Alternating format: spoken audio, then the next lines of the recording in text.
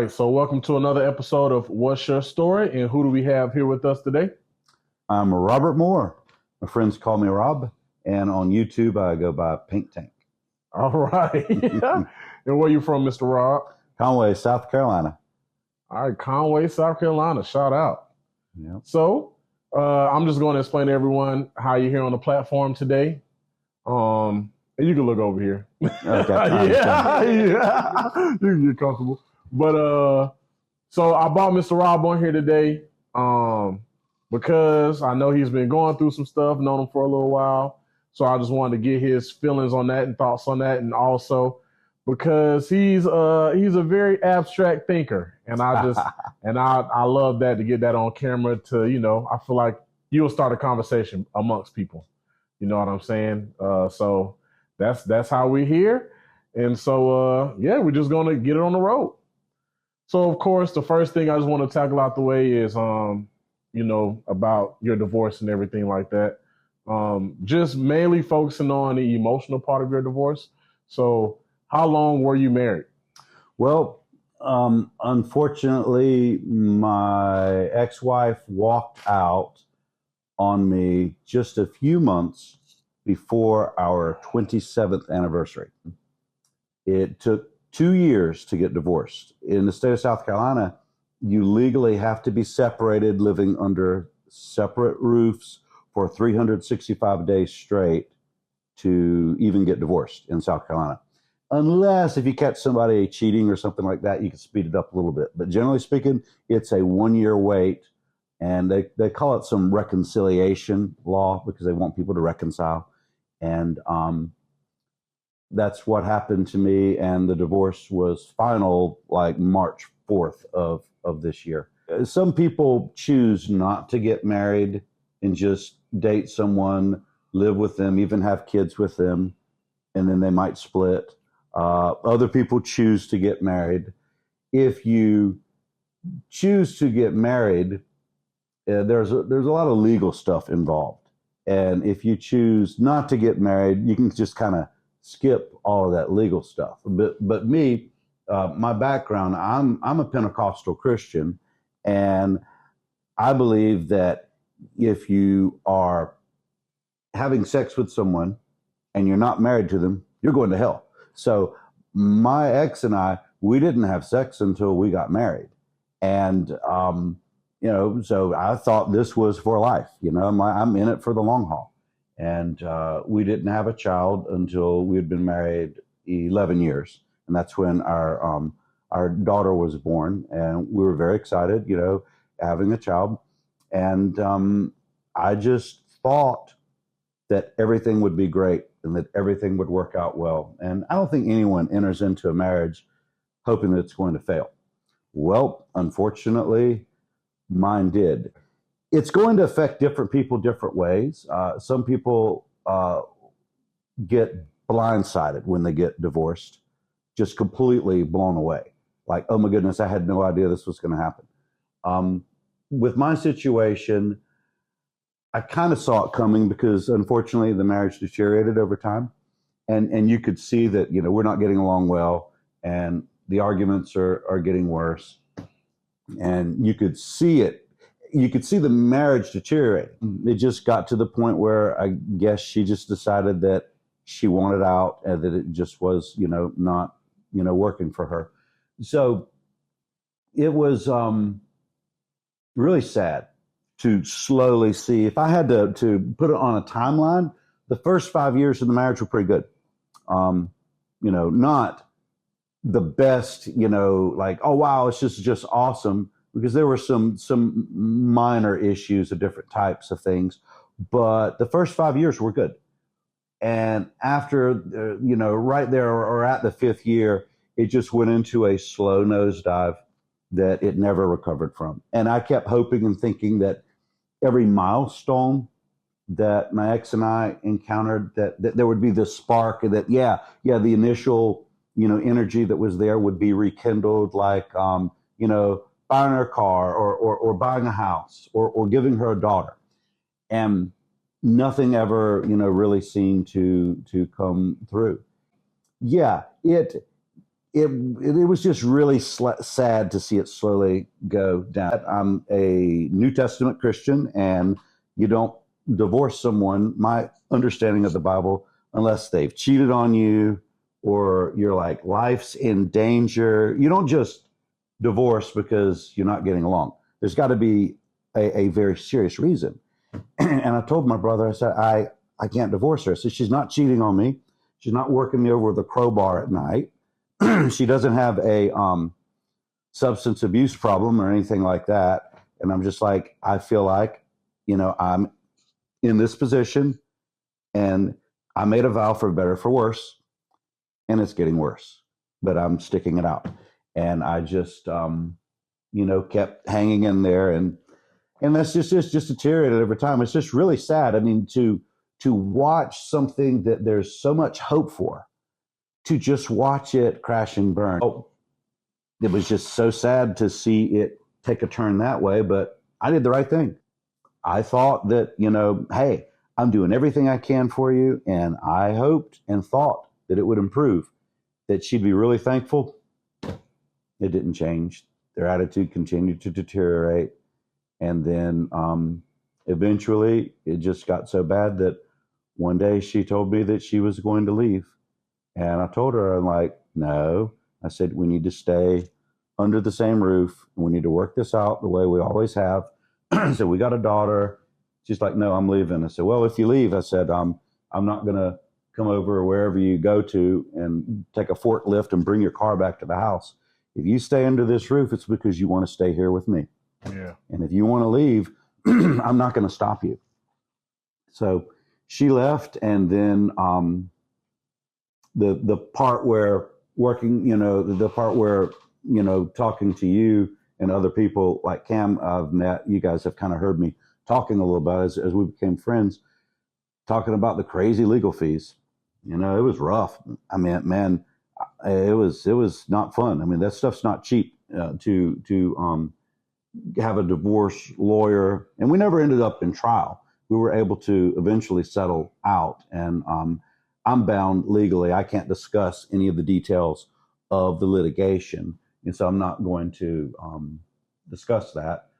But it wasn't cheap. It was expensive, and it was rough. So not only am I sitting there having my marriage fail, and then my ex and my daughter take off and abandon me, but I'm getting hit financially in a very negative way. It was rough. So it was really rough. But Jesus got me through it. And to backtrack a little bit, just to be very honest about her leaving, I never cheated on her. I don't drink. I don't do drugs. I don't have any kind of substance abuse problem. I'm not a deadbeat. I've always worked and had jobs and always took good care of my ex and my daughter. She didn't have any reason to leave me. All right, before we jump into conspiracy. Oh, any questions you got? I just got one question before we switch gears.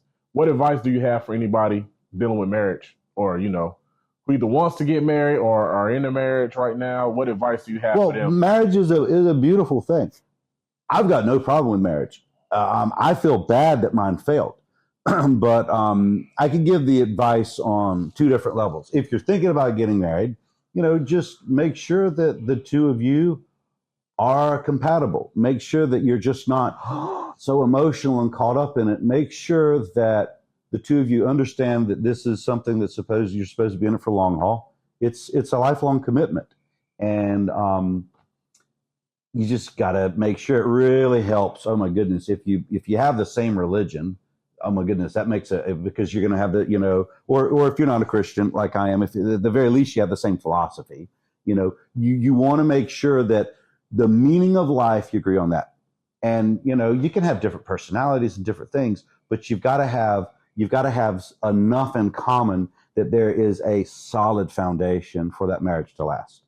And it's something beautiful. I mean, who wants to grow old alone and literally be alone with no family and no friends around you? I'm not saying that people have to have kids, but it's really good to have someone who has your back, to have someone that's, a companion for life, a friend and stuff. It's And you may notice, you guys probably have older people in your family. You go over to the house, you notice something. Always got a ton of pictures up. Pictures here, pictures there, because those memories are linked to those people, and it's good. And like it says in the book of Genesis in the Bible, it says God said it wasn't good for Adam to be alone. So he created Eve for him. And we're social creatures. I mean, they even call it social media because people like other people and they get along. I mean, some people get on people's nerves, but generally speaking, very few people want to be a hermit and want to be alone. So I think marriage is a beautiful thing. I went in with the best hopes of mine. And just because my marriage failed, I've seen other marriages that are wonderful. Like my pastor, Dean Odell, he and his wife, Nancy, great. Pastor Troy Towns and his wife, Dee Towns, another pastor couple. I know they have a incredible marriage. My brother next door and his wife have a great marriage. I went over to some friend's house last night. They invited me over for dinner. They have a great marriage. I mean, so I've seen a lot of really good ones. So it's, it's a good thing. And it's good to, just you want people to stick to their guns and stick to the commitment. I mean, it's a great thing. Now, on the flip side, if you're getting divorced, it's, it's a race to who files for divorce first. I had to learn the hard way that because I'm trying to be responsible and pay down my credit card and stuff that she had largely jacked up and left some stuff with, but I, was doing that over a period of time. And even some money I inherited from my uncle I was using to pay down some she was, always on spending sprees and stuff. She's got like an Amazon Lifetime Achievement Award. But I was doing everything I could. And then when she left, I discovered the hard way, guys, it's a numbers game. If you get divorced, whoever comes and files the paperwork, or it's called serving you with divorce papers, that's when the clock starts. And oh my goodness, if I would have known that, I wouldn't have been paying down my credit card. If I'd have known she was going to file for divorce and I would have known what I know now, you want to have that debt there so you can offset your assets and stuff and things. So, wow. So I had to learn the hard way on some of those things. And if you're going through a divorce, the dumbest thing you could do is, get physical and beat the person up. That's stupid. I mean, I've always said, my brother was always afraid how difficult my ex was. He's like, Robert, I was always afraid you were going to hit her. I said, no way. I said, look, no woman is worth going to jail over, especially her. I'm like, no way. We're not doing it. Yeah. And what people have to do is you have to control your emotions and control yourself, because if you hit them, it's over. You're done. You can lose your job. You can lose everything. You got to keep your head. And what you got to do if you're going through a divorce, you got to get what we call in the Christian realm accountability partners. You got to get people and friends that you can talk to that can walk you off the ledge or keep your head in the game and keep you from doing stupid stuff and making stupid decisions. And you got to have people that aren't just going to agree with every idea you have. You got to have friends that can speak wisdom into your life and tell you like, hey, that's a bad idea. Yeah. Like, look. I know you're upset, but still, it's a bad idea. You shouldn't do this. You shouldn't do that. So I had friends like that. My pastor and some friends were very helpful. Now, I was never planning on doing anything drastic or anything stupid, but with my situation, it was just helpful to have some people to talk to and help me get through it. And I knew it was going to work out eventually because my faith in Jesus, and I just knew it was going to work out. But it wasn't fun. Even though I knew it was all going to work out and I was going to walk away from it, it didn't make it fun. And it was very, very difficult. But I had a lot of friends that stood beside me and sometimes told me things I didn't want to hear. And, my faith in God and Jesus and praying to the Holy Spirit and reading my Bible was very helpful to me. Very, very helpful. That was good. But if you're going through divorce, you need to don't do anything stupid. You need to get people around you to support you and tell you what you need to hear, not what you want to hear. Yeah. And you need to have a strategy, to get out of this in one piece. And it was difficult. And by the grace of God, it worked out. I've still got the same job I had. I'm still staying in the same house that I was in, and I still got, most of the same friends that I had. There were a few that Max and I had together that I don't talk to anymore. I'd still say hi if I saw them at the grocery store or something, but yeah. So it was rough. This was the worst thing that ever happened to me in my life. Different people have, it might be a car wreck, it might be the death of your child. So many people have, and you, with the interviews you're doing, I know you've seen some horror stories, because I have, I've watched one of the interviews. It was really good, but I've seen the titles of some of the other ones that I'm going to get around to watching. I'm like, oh man, this is going to be a nightmare.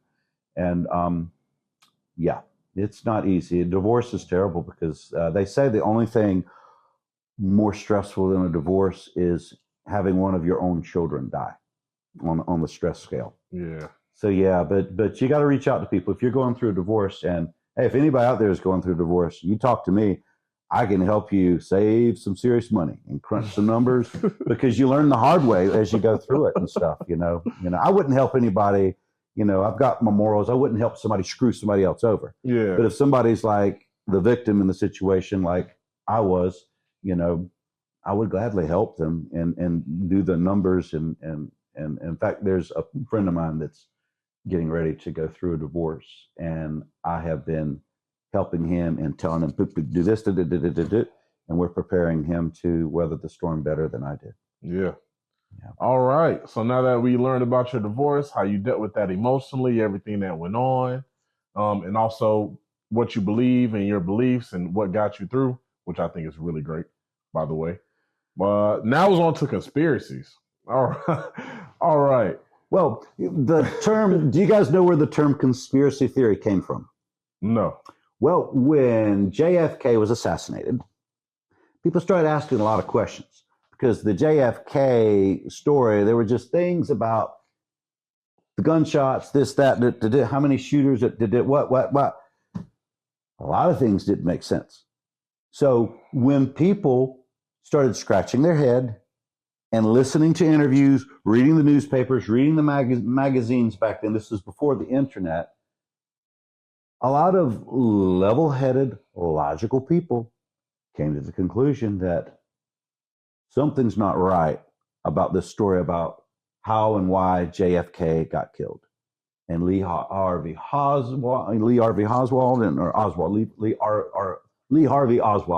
and other characters, it just like some things didn't make sense. So people started pointing out discrepancies and like, well, how many shooters were there? Because this person saying I heard a gunshot from here and this, So what did our intelligence agencies in the U.S. do? They came up with the moniker, which is a really mean slang word. They came up with the moniker of conspiracy theorist. And all these people were doing were asking logical questions and pointing out things that didn't make sense about the official narrative or the official story. Oh, you're just a conspiracy theorist.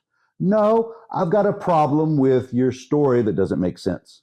And there are too many contradictions. So that's where the concept of conspiracy theorists comes from. Our own intelligence agencies labeled people who were questioning largely their narrative about how JFK was killed and why JFK was killed. Yeah. And just a few weeks before JFK got killed, you got to go look it up online. Look at the speech he gave. He talked about a speech. He talked about that there was a conspiracy. He said that there are groups of people that are stealthily behind the scenes causing problems. They don't have armies by day that you can see out in the open, but there are people that are working together to cause problems for our country and bring people down. And basically what he was describing is what people commonly would refer to as, like the Illuminati or the New World Order or something like that. And that's basically what he was pointing out, is he was pointing out that there are people out there, powerful people, who want to destroy our government, and they have ulterior motives. That's what JFK basically said. Go listen to the speech. Incredible speech. Speech got him killed. So that's basically what happened. So that's where the term conspiracy theory comes from. And really, it's every war that's ever been fought was a conspiracy. You've got two or more people. By definition, a conspiracy is two or more people who conspire or plot against someone else to do something to them. That just describes every war that's ever been fought. So every war is a conspiracy. That also describes how people screw people over, in marriages and stuff like that. You might have, the husband decides that he's going to cheat and marry his mistress, so they come up with a way to divorce the wife and get on with their lives and stuff. That's a conspiracy. They're conspiring against someone. And, people have been conspiring against each other from the beginning of time to screw each other over, even kill other people. So that's what a conspiracy is, when two or more people conspire or plot against somebody else. All right, so I got this question for you. Mm-hmm. What did you hear or see or learn that made you believe that the earth is flat? Like, what did it for you? Like, you know what? I heard this. This what makes me definitely believe that. Well, I'd always questioned, I don't really trust politicians. I don't really trust the government. And don't get me wrong. I'm not saying every politician's a crook. I'm not saying everybody in the government is a crook. But I saw some information showing that, and saw some videos showing that NASA was faking stuff and was showing like, look at this, how can you tell the difference between CGI and reality? And I started looking at some videos that you could see some things like, oh, wait a minute, when the astronaut's leaning over, there's something tugging up over here. Oh my goodness, there's a harness on him. When the guys are on the International Space Station. So you start seeing some little things like that in these videos, because back in 2016 is when I got on board with that. I started seeing some videos like, oh my goodness. And then you start seeing flight patterns, and you start seeing the way, and if you want to see what the flat earth map is, just look at the United Nations logo. That's it. The actual logo of the United Nations it's an azimuthal equidistant map. It's what we call a flat earth map. And when you look at flight patterns, you see, oh my goodness, an airplane takes off from here in, let's say, South America. It doesn't go straight over to Africa. It always goes up to Europe, then goes to Africa. And you're like, why? On a globe, shouldn't it be going straight across? So you just start looking at all of these things. You start seeing all the CGI and all the fake stuff that NASA's doing, harnesses and cables. I mean, you've got glitches. You got guys on the International Space Station holding a bottle or something, and then the bottle glitches out and comes back in. Or you've got a guy where, like me right now, I glitch out. My upper body is there, my lower body disappears, and you can see the couch behind me. And Cam, from working with Photoshop and stuff like that, that's layers. So when you're seeing glitches like that, it's like these guys are filming on layers. The background is one camera, the person is another camera. Some of the objects are either flat out CGI or that's being on another camera platform. And I know from self-taught Photoshop, because I got into the conspiracies back in 2016. So I've been teaching art 31 years, and I've been self-taught Photoshop 31 years. So, let's go back about 7 years ago. I've got over 20 years of experience with Photoshop. I'm a really good artist. I could draw anything. I understand layers and stuff in Photoshop. And I was able to see they're faking this stuff. Yeah. Some of it's real, but some of it's fake. Do you believe we went to the moon? No, of course not. You don't think we've been in space at all, right? Well, you bring up a good question there. What is space? And you got the Kármán line. This is a few hundred miles up. So you've got these different theories of what space is. And if you look at what the military says space is and different things, it varies, a little bit. So I don't think that there's outer space. I believe it's real simple. As you go up higher in the air, the oxygen level depletes. Consequently, and that's why aircraft, I'm a big World War II buff. Different aircraft had different what are called ceiling heights. Japanese Zero couldn't fly as high as like the American Thunderbolt or the American Mustang. It's just the engine wasn't as efficient. Why? Because you get up to a certain level, the oxygen level gets depleted, and your engine can't go very well. You go look at footage of aircraft and jets. They get up to a certain height, and oftentimes the oxygen runs out, and you just can't fly anymore and stuff like that. So you quickly realize, wait a minute. And then they tell you outer space is a vacuum. There's absolutely nothing, no air there. Well, if there's no air there, how do the rockets even work? You know, and they say, oh, they've got oxygen in the fuel. Okay, but if there's no air there, how does it turn? Because like if you fan yourself, I'm fanning myself right now, I can feel the air molecules hit me. If you fan yourself, according to self-study, I used to be a space geek. I used to get National Geographic and read everything about outer space. So I don't want you guys to think that I'm some technophobe. I was into cutting edge of everything. Grew up Star Wars, watching all the movies, loved it all. But here's a problem. If outer space is a vacuum, you fan yourself in your outer space, you can't hit yourself with anything because there's nothing there. So how does a rocket change course? It can't. The way an airplane changes course is you've got flaps and rudders. Why? You do your flap like that, the air hits it, your airplane goes up. You do your flaps down, it hits it, your airplane goes down. There's no way, if you're in a vacuum, if you're in outer space where there's no oxygen, how does your fire on your rocket work? It can't. And how do you course correct? You can't. There's nothing to push off of. So the way that a jet works is a jet sucks air in, blows out the back, and then you twist your flaps and you go wherever you want. And that's only because air is there. It's real. I can feel it. I'm hitting myself with air molecules now. So there's no way to course correct. So all of these stories about the rocket going here, impossible. Because according to their vacuum, it won't work. But there is no vacuum. There is no outer space. It's completely fabricated. And if you look at all the launches from NASA, all of the rockets go up and over. They never go straight up and go in outer space. They just don't. Go back and look at the video footage. And then you see crazy things like you'll see the space shuttle from back in the 80s, live footage of the space shuttle, and you look at the little satellite thing coming out of the back of the space shuttle. Oh, wait a minute, there's a wire on it. And then there's a guy's big head because the space shuttle is no different than a Star Wars model. And for a brief second, the guy's head pops up. See, a lot of this stuff was created. They had no idea that we would have VCRs and we'd have the ability to play back video. A lot of this stuff was one and done back in the day. Are they going to see it on TV, think it's real?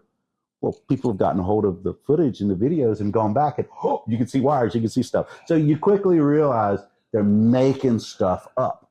And really, it's a genius idea because the Air Force is real, the Army's real, Space Force is real, but they don't do what they tell you that they're doing. I have a friend that's in Space Force. And what's not real is outer space. But the money you get for a space program, oh yeah, we got to buy this rocket, we got to do this, that's how expensive it is. But to fake it with videos and cameras, it only costs you this much. So guess what? You've got, and this is why you've got multiple space agencies around the world. You've got a big chunk, a gap between how much it really would cost to really do it and how much it costs to fake it. So guess what you've got? You've got the ultimate black ops budget you can spend on whatever you want. So, and it's a hidden tax because you're lying to the American people, you're lying to the Russian people, you're lying to the Chinese people about how much it's going to cost to really do all this stuff.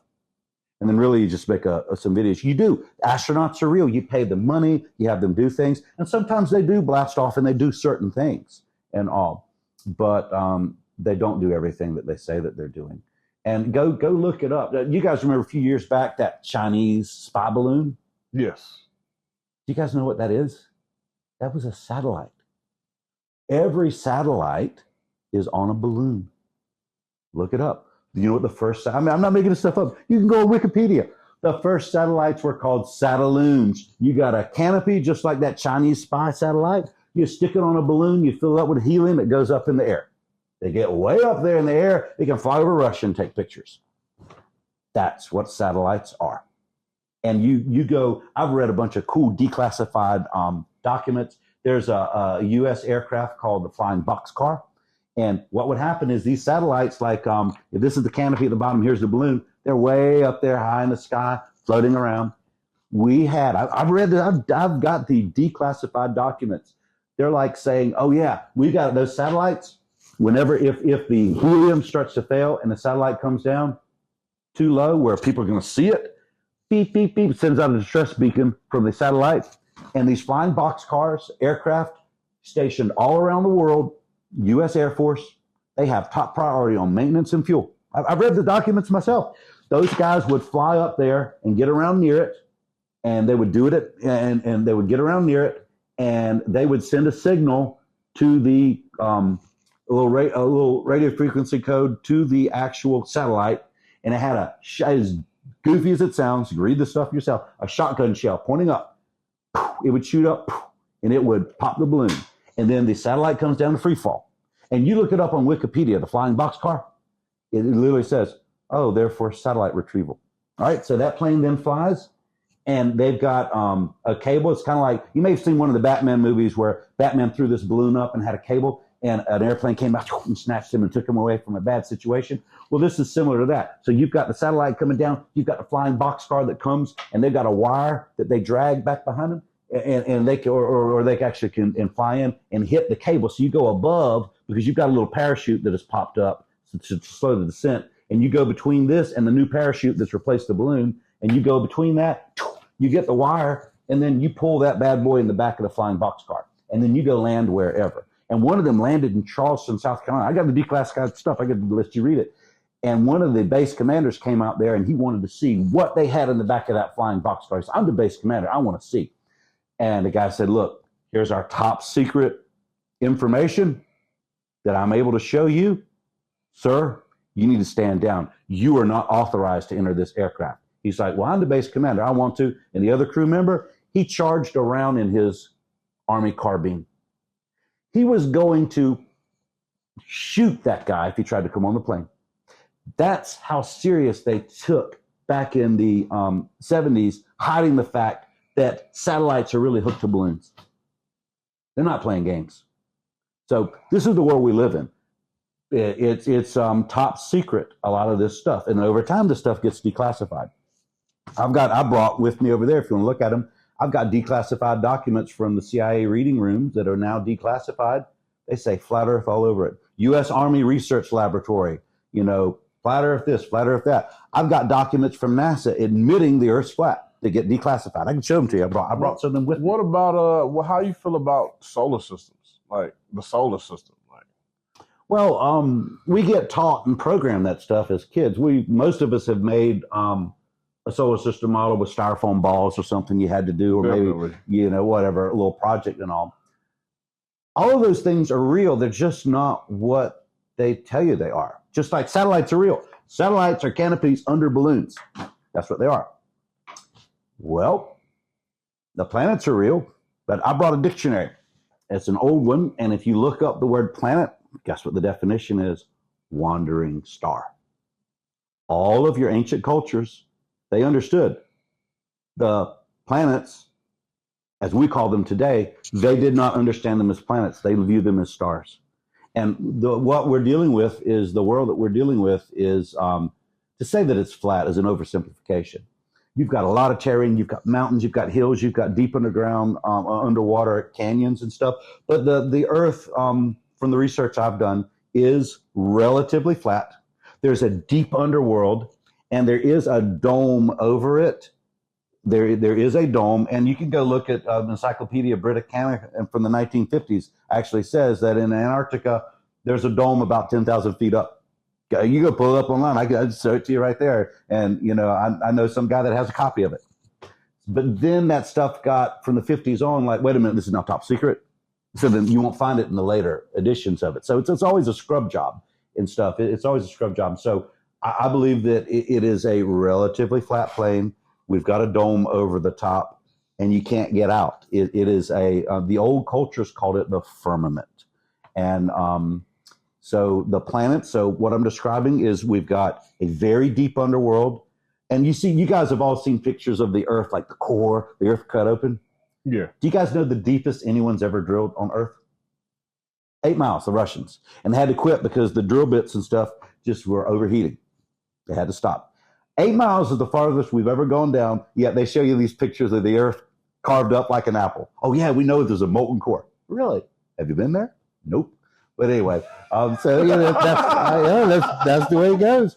So to your point about the planets, that dome that is over us, and the sun. And in fact, this is my shirt that I've got on here is the Great Creation Debate. My pastor went and debated, and you can go look it up. My pastor went and this is a side view of the realm. This is a side view. You've got the earth. You've got deep underneath the earth goes deep down, and then you've got what's called the old cultures called the great deep, and then you've got the firmament, and you can see the sun and the moon. So if you it's like a roulette table sort of, where the sun goes around like the ball on the roulette table, and it gets real tight for our North American summer near the North Pole, and then it gets really wide. So there is a North Pole, but there is no South Pole. The South Pole is the outer rim of our realm that we live on. And that's the way you get night and day. The sun goes around like it does, and on the moon, the sun and the moon play a little game. And here's where your point about the planets. The planets are up here, and they're always going around. They go in like a parade-like fashion. And all the ancient cultures believed that the planets were living. Why? Because they move. They associate movement with something that is living. And they're just, now the wandering stars are different. All of the other stars keep the exact same pattern, always. But Mercury, Venus, Mars, Jupiter, Saturn, Uranus, Neptune, and Pluto, all of those guys do like these wild little patterns. But if you sat down and plot them off, they're cool little designs. But the ancient cultures called them wandering stars because everything else goes in exactly the same order. Yeah. And you can quickly realize, we got a problem. When you're looking at the night sky, all of these stars are in lockstep going around. Well, here's the problem. Because if this star is 2 light years away and this star is 4 light years away, from me, I'm looking 2 light years, 4 light years. Why isn't there a little shift in there? Because, when you're riding in the car, you're riding on a motorcycle or bicycle, the light poles and stuff right beside you are going by really fast. The houses over there move a little bit. The mountains or trees in the background hardly move at all. Things that are closer to you move a lot. Things that are farther away move less. Well, that's the problem with the star. It's at night. They're like, look at the time lapse. Type in time lapse of the stars. You'll see they all stick together. There's no way they could stick together if they were different distances apart in our so-called solar system. So what you quickly come to realize is they're all the same distance. Same thing. The sun goes across the sky at a certain arc. The moon goes across the sky at a certain arc. And the stars go across in an arc. If these stars were light years away and the stuff they make up, the stars would pretty much, instead of curving like the sun and the moon do, they would almost go almost like a straight line. And the sun would have a little bit of an arc because it's 93 million miles away, according to what they're saying. And the moon would have the biggest arc because it's closer to us, 231,000 miles away. But you notice that they all go on the same arc, showing they're all the same distance. So on that dome above us, all of the stars are the same distance and they go around. The sun and the moon are lower than the stars, but they're almost just as high as they are. They're just a little bit below and they go around. And those wandering stars or the planets, they don't stay in sequence with the other ones. They kind of have these interesting little patterns. They do go around, but they've got these interesting little patterns, and the ancient cultures called them wandering stars. And let's be real. You look at Venus, you look at Mars, you look at Jupiter, and those things in the night sky, they're bright. Go stick a rock out in your yard and shine a flashlight from across. It's not going to be bright. That's why the ancient cultures called the planets wandering stars, because they're stars. And if you go to the creation account in the Bible, God made the earth. He pulled it up out of water. It says that. And he made on the 4th day the sun and the moon and the stars. So that's all you have. You've got the earth, and by definition, earth means dry ground. You've got the sun, which the Bible says is a light, the moon, which it says is a lesser light, and then you got the stars. So the largest thing in our realm is the earth. The sun and the moon are much smaller than the earth, and the stars are even smaller than the sun and the moon. Now, science tells you the exact opposite. They tell you that the stars are massive, and the sun is massive because it's a star, and the earth and moon are smaller. So it's just abundant. And not everyone's always believed that stuff. I mean, you go back, you have people in the 1800s that were still arguing that the earth was flat and that stuff was garbage. And what's happened is with the that thing behind you guys over there, television, that box tells you what to think and tells you what to believe. If you didn't have that box, no one would have believed we meant to the moon. Yeah. No one would have believed it. All right. So we gonna wrap this up. We might have to bring you back, Mr. Rod. Well, yeah, but I've got the next time. I've got some visuals that I can show you, and I got a bunch of things over there. And I did it free for two of my friends that are Christians. My artwork is published in 2 books that deal with flat Earth. Yeah. I could show it to you guys off camera and stuff. But I just did some artwork to be nice. And someone actually contacted me yesterday on Facebook Messenger. There's a lady that wants to use my artwork in a children's book that she's doing. I said, yeah, you do it completely free. I don't want any royalties. So as a tradition, look into that camera there. And just say any motivating words or any inspiring words to help anybody out there that may be going through something, whether it's marriage troubles, really anything, just to help people or just like to encourage people. Well, folks, like I mentioned earlier in the Bible, it was said that it wasn't good for Adam to be alone. And whether you're a religious person or not, it's not good for you to be alone. You need to have family and friends to gather around you and to be there for you and to help you. And that is such an important thing because we've all heard this statement, no man is an island. And for me, I personally have a spiritual relationship with Jesus Christ. I believe everything the Bible says about him. I believe that I'm a sinner and that every human, because we're from Adam and Eve, that we're sinners, and that Jesus came to rectify that problem. Because it's like if your dog got into your house and broke your TV, if you looked at your dog and said, you need to fix that and pay for it, he can't. He's a dog. There's no way a dog will ever fix your TV. And the same thing when Adam and Eve messed up in the Garden of Eden, the simple Bible story, they broke God's law. They were humans. How can a human fix God's law? Because they're just humans, just like the dog can't fix the TV. So that's where in the Christian Bible, Jesus is the God-man. He's God, but he took on a human form and he came down and he lived a life, but he never made any mistakes. So he was able to do a retake, to do a makeover for what Adam screwed up. So Jesus lived a life. We're not exactly sure how long he lived. Maybe it was 33 years, but the stories don't get extremely specific on that. But he never did anything wrong. But the religious people in his day didn't like him, so they decided that they wanted him to be killed. And they got the local politicians to go along with it, even though he hadn't done anything wrong. But according to the Bible, he had to die on the cross for our sins to correct what Adam and Eve messed up on. And that's where when you come to your point in life where you decide, you know what happens to me after I die? And the Bible does answer that question. It says that, God doesn't want anyone to be separated from him. And that's why Jesus came. So for me personally, what I did when I was a young kid, I realized, oh my goodness, this Bible stuff makes sense to me. And I'm like, Jesus, I like that you died on the cross so I don't have to die and go to hell. So I understand this is a contract. Even as a kid, I got it, that I need to do certain things, live a certain way, and follow Jesus's rules. And if I do, then when I die, I get to go to heaven. I get a new body and get to have an eternal do-over.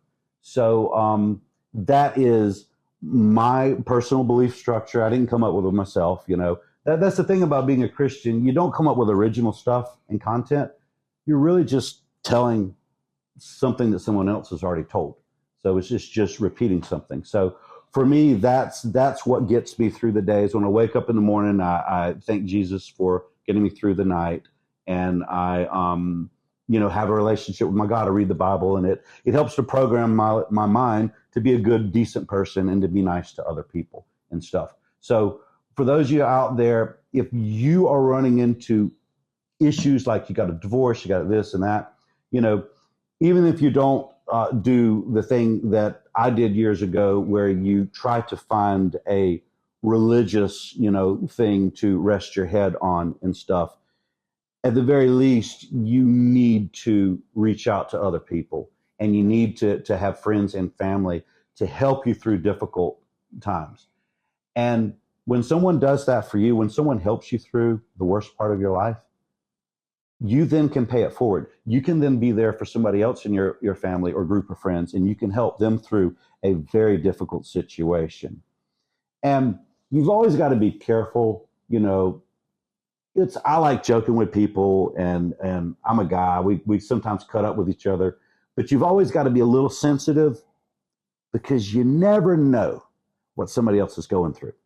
And so you got to kind of read some of those nonverbal cues and stuff. You know, somebody looks like they're having a bad day, you might not have any idea how bad that day is. So always think about that, and always, you know, reach out to other people and see what you can do to help out, because you know, you're going to need someone to help you out at some point. Yeah, I love that. All right. And that wraps up another episode of What's Your Story?